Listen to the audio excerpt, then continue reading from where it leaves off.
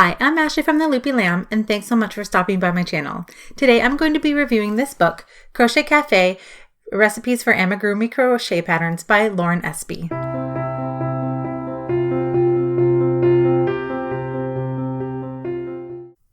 So today we're reviewing the book Crochet Cafe by Lauren Espy.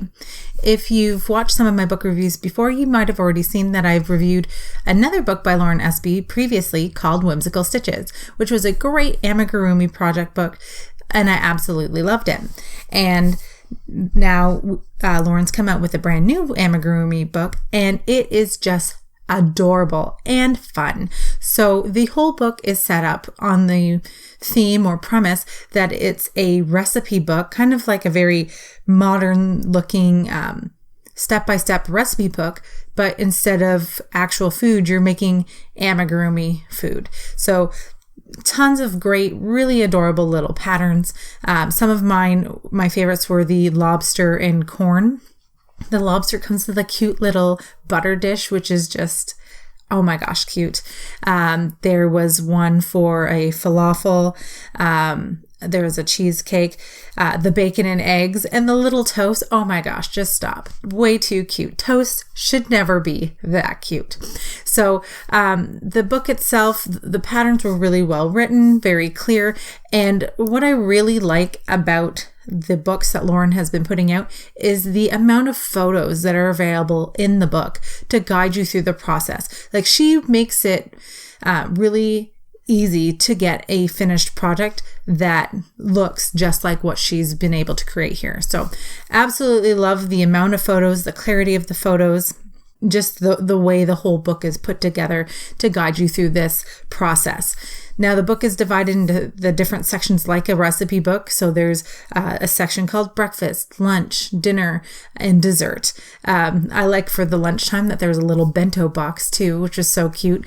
And there's a Chinese takeout food container that has little shrimps in it. Just so cute, like ridiculously cute. So really enjoyed this book. If you haven't already, you might want to check this out if you are big into amigurumi. And also there's the one thing that I did notice in here, which I really thought was great that Lauren thought to include it, was showing project makers the difference between the inside and the outside of the crochet piece, because that is a question that comes up quite often, and beginners often have their work turned inside out and finish their project that way, not really realizing that there is a right side to a single crochet fabric. So that was included.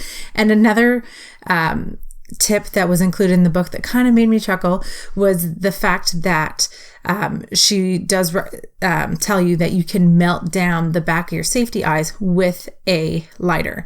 So good tip if you're willing to take, do that. Please use caution.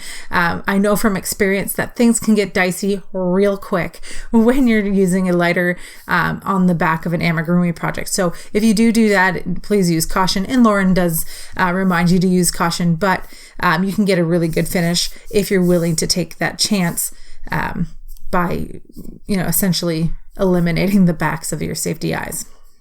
So, if you're a beginner, I think you probably would be okay to picking up this book because of the level of support that you have with the images in the book. Really great. Intermediate crocheters will be able to pick this up and just sail through the day from breakfast to dessert as many times as they'd like. So if you are interested in checking this out, I will include a link to the where you can pick up a copy of this in the description box below.